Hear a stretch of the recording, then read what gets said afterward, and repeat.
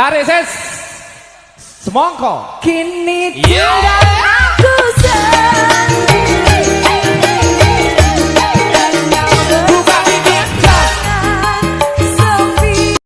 Ini saya akan menjelaskan apa itu sistem respirasi. Sistem respirasi atau sistem pernafasan atau sistem biologis yang terdiri dari organ dan struktur-struktur lain yang digunakan untuk pertukaran gas pada hewan dan tumbuhan. Kemudian proses respirasi. Proses respirasi yaitu peristiwa menghirup udara dari luar yang mengandung oksigen ke dalam tubuh serta menghembuskan udara yang banyak yang mengandung CO2 atau karbon dioksida sebagai sisa dari oksidasi keluar dari tubuh. Jadi saat ini saya akan menjelaskan anatomi sistem respirasi. Anatomi sistem respirasi yaitu dibentuk oleh saluran nafas dan paru-paru serta pembungkusnya atau pelitai dan rongga dada yang melindunginya. Di saat ini saya juga akan menjelaskan organ respirasi manusia. Yang pertama adalah rongga hidung. Rongga hidung adalah organ pernafasan manusia. Yang pertama adalah rongga hidung. Hidung terdiri dari lubang hidung dan rongga hidung. Di dalam rongga hidung terdapat bulu hidung dan selaput lendir. Di saat ini bulu hidung berfungsi sebagai penyaring udara agar kotoran tidak masuk ke dalam saluran pernafasan.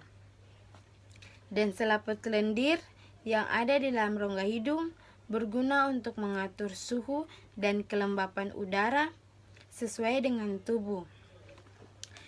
Dan yang kedua adalah pangkal tenggorokan atau biasa disebut laring. Organ pernafasan yang kedua adalah laring. Laring berfungsi untuk menempelnya selaput atau pita suara. Dan yang ketiga adalah trakea atau biasa disebut batang tenggorokan. Trakea terletak di depan kerongkongan dan terdiri dari tulang-tulang rawan berbentuk cincin.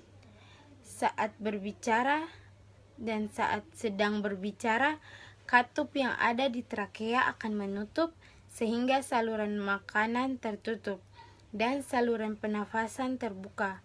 Dan ketika sedang menelan, katup akan terbuka, kemudian saluran makanan terbuka dan saluran pernafasan tertutup.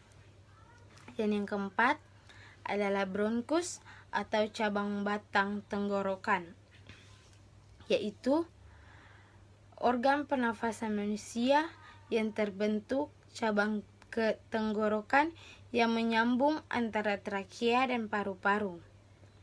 Dan yang kelima adalah broncholius atau anak dari cabang tenggorokan.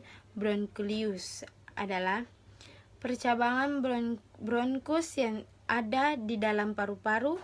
Broncholius paru-paru sebelah kanan terdapat 3 lobus dan paru-paru kiri 2 lobus. Dan yang terakhir yaitu paru-paru. Paru-paru adalah organ pernafasan manusia yang terakhir. Paru-paru terletak di dalam rongga dada manusia. Paru-paru terdiri dari broncholius, cabang dari bronkus dan alveolus, yang merupakan ujung dari broncholius yang berfungsi sebagai tempat pertukaran oksigen dan karbon dioksida.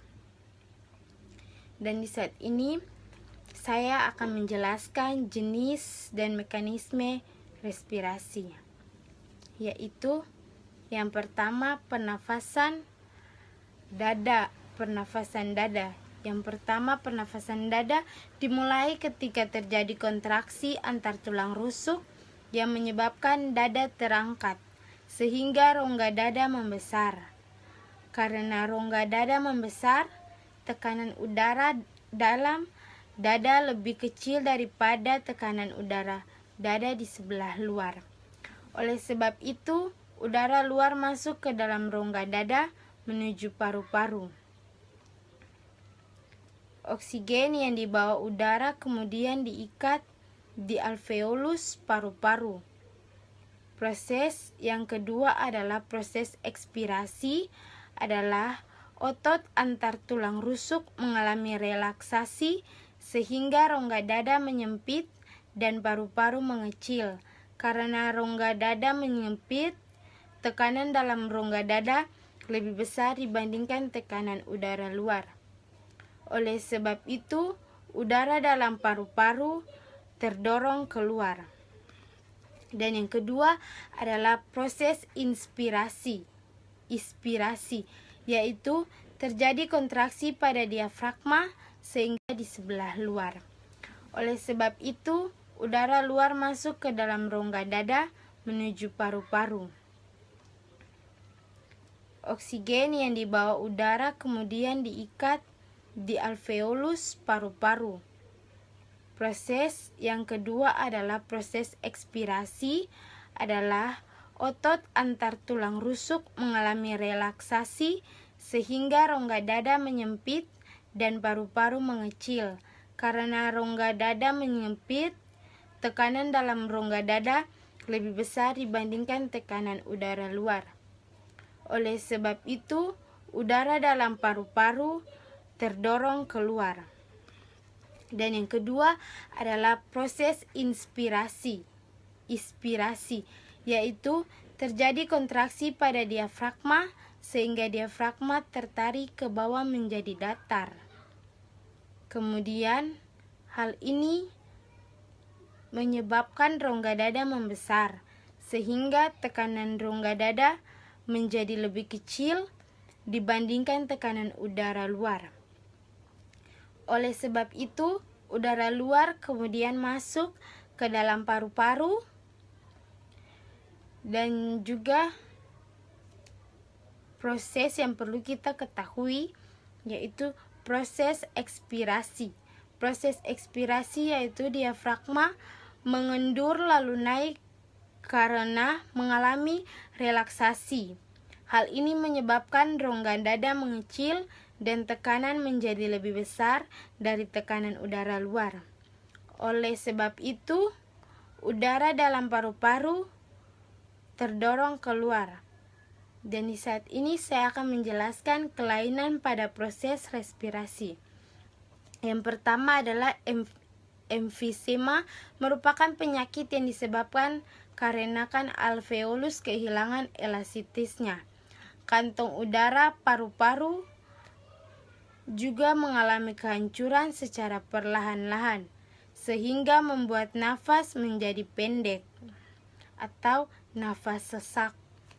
Yang kedua adalah tuberkulosis atau biasa disebut TBC.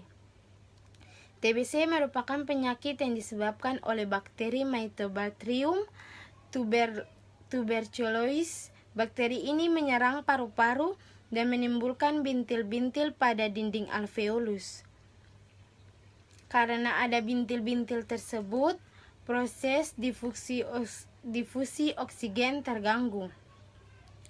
Dan yang ketiga adalah penyakit yang sering kita mendapatkan yaitu asma. Adalah penyakit yang terjadi karena penyempitan saluran pernafasan.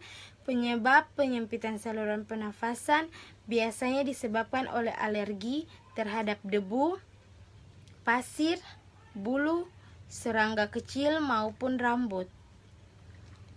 Dan kemudian rinitis. Rinitis adalah penderita yang mengalami peradangan yang terjadi di laring atau pangkal tenggorokan karena infeksi bakteri, virus, atau jamur. Yaitu terakhir bronkitis, yaitu gangguan pada cabang trakea atau bronkus akibat infeksi. Infeksi ini akan menyebabkan penderita menghasilkan lendir yang menyumbat bronkus sehingga penderita dapat mengalami sesak nafas. Dan kemudian pneumonia. Pneumonia ini adalah penyakit yang disebabkan oleh infeksi bakteri Diplochus prematus sehingga alveolus menderitanya akan terisi cairan. Asfiksi merupakan gangguan pengangkutan oksigen ke jaringan tubuh. Asfiksi disebabkan karena hemoglobin darah mengikat komponen selain oksigen selain karbon monoksida.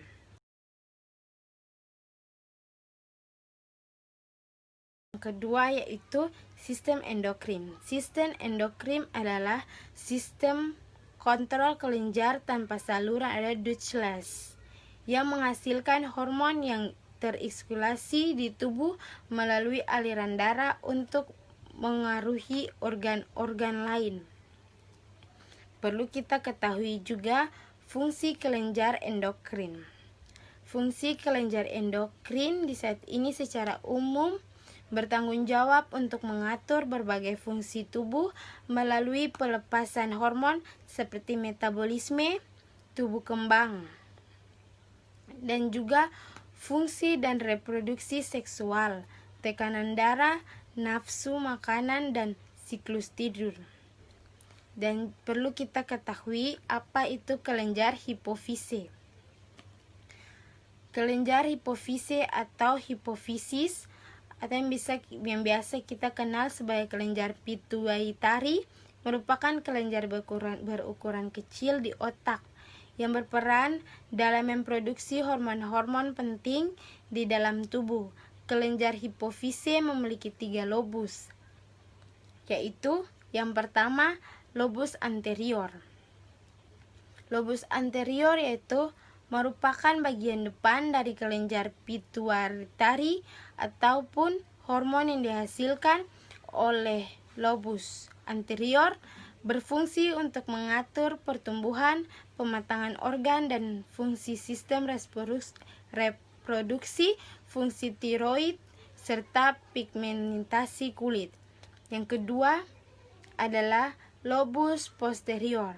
Lobus posterior adalah bagian belakang kelenjar pituitari yang berfungsi menghasilkan hormon antidiuretik, yakni hormon yang bertugas untuk membuat ginjal menyerap air lebih banyak dan menyimpannya di aliran darah yang mencegah dehidrasi. Dan juga ada juga kelenjar tiroid. Kelenjar tiroid yang terletak di leher, tepatnya di bawah jakun, merupakan salah satu bagian dalam sistem endokrin yang berfungsi untuk mengeluarkan hormon metabolisme tubuh. Dan juga fungsi hormon tiroid. Fungsi hormon tiroid di saat ini untuk tubuh sangatlah beragam dan semua sangat penting untuk kesehatan. Berikut ini adalah beberapa fungsi hormon tiroid yang perlu kita ketahui. Yang pertama adalah mengontrol pergerakan dan kontraksi otot, mengatur kerja otak, berperan dan perkembangan tubuh, mengatur fungsi jantung dan sistem pencernaan, menjaga kecepatan proses metabolisme atau pencemaran di tubuh, menjaga kesehatan tulang, dan juga mengatur jumlah kalori yang harus dibakar tubuh sehingga berpengaruh pada naik turunnya berat badan. Sekian dan terima kasih dari saya.